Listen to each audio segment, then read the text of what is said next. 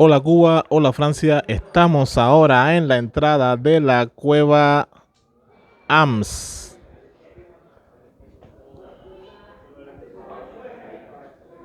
Aquí en la entrada de la cueva se toman fotografías para el recuerdo, el recuerdo del parque. Y por aquí tenemos parte de caverna, pero allí a la entrada está el guía.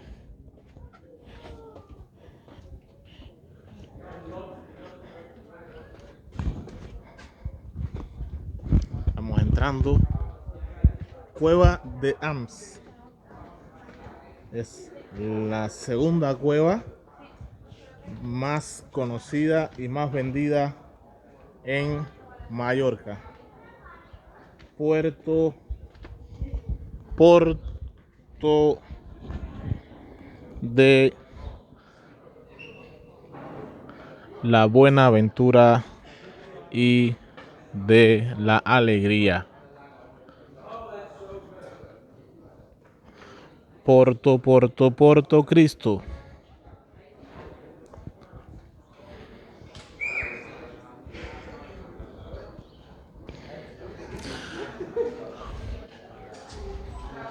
Y estamos en el interior de la cueva de AMS.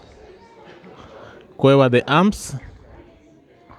Al parecer hay dos cuevas. No conecta exactamente. Pero la sumatoria de distancia entre las dos son 850 metros. Es decir, se entra primero a esta, que es la llamada Cueva Azul. Y después hay que salir para entrar a la segunda cueva. Allí al frente, el guía. Pero al parecer tenemos visitas guiadas. Allí hay un bar. Allí encima un espacio. Hay un bar, es muy importante porque vamos a meter una foto. Ah, bueno. Bien, si quieren probar cócteles y todo, es muy importante que haya un bar aquí en la cueva.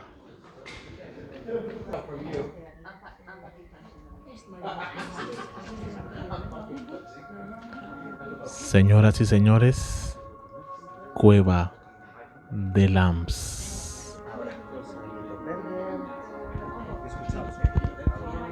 Mallorca, land of the sea, an island with a mild climate anchored in the blue of the Mediterranean, a nearby paradise with a great story.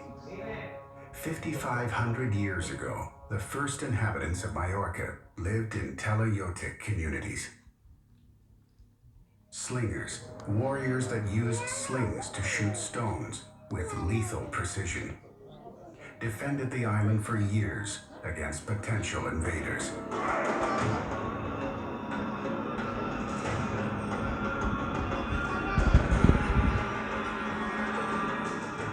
Throughout the course of history, Mallorca's inhabitants have lived under the rule of Romans, Muslims, and Christians.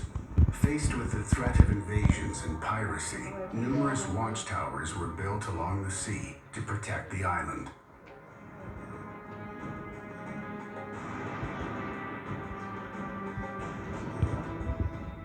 But millions of years earlier, a world began to take shape underground.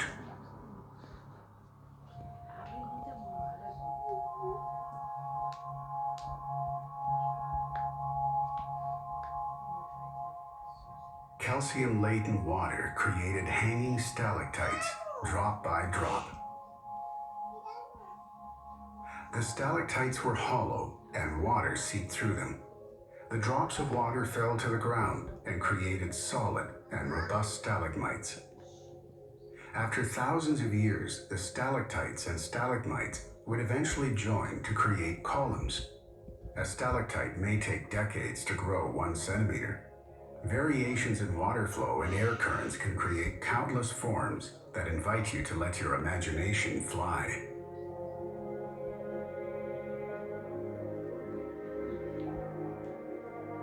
Pedro Calende Santandreu discovered the AMS caves. It all started on the other side of the world when Pedro Calende traveled to the South America to explore new lands. There he had a small mishap that would change his entire life. He accidentally broke a decorative object of great value. As he picked up the pieces, he realized that he recognized perfectly the precious material. It was onyx, a type of marble he'd seen since his childhood in his native land of Mallorca. After this incident, he decided to return to Mallorca in search of onyx.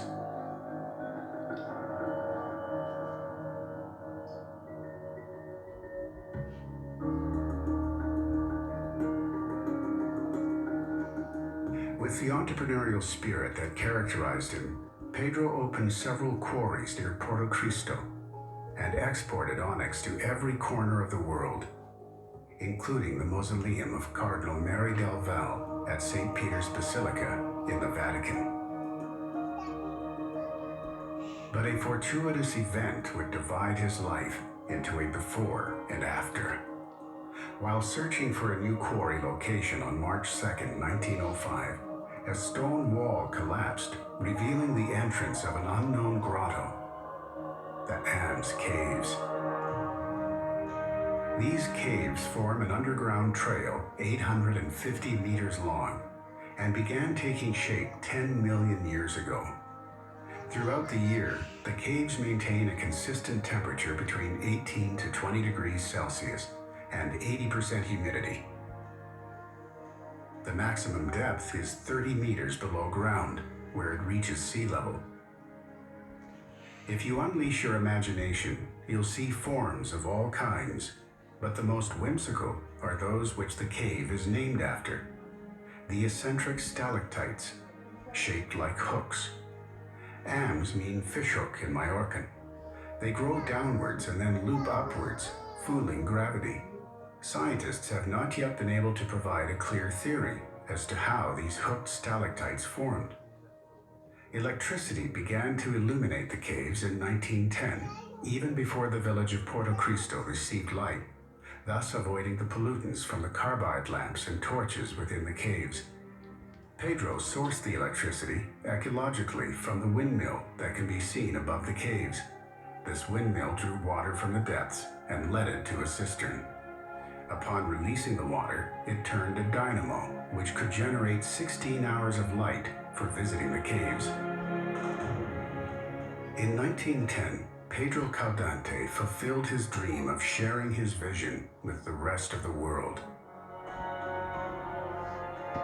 All of the newspapers highlighted in their pages Spain's first opening of a cave.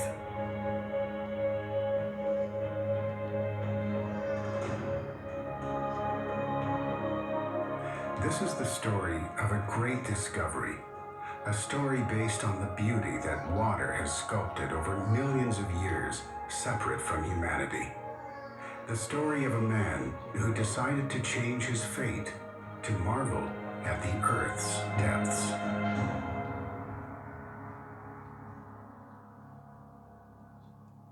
Now we will move on to visit the Blue Cave. We will see Samson's columns, the plains of Fra Moro, and the pit of hell, where we will present Genesis, the history of life, a fascinating journey from the Big Bang and the creation of the universe 13,700 million years ago through to the present day in a unique natural auditorium. The tour will then pass on to the classic cave and its spectacular halls, formations, and the underground lake, where you will see the musical show. Enjoy taking photos, but remember, no flash. Please help us preserve the rock formations by not touching them. Many thanks, and enjoy your visit.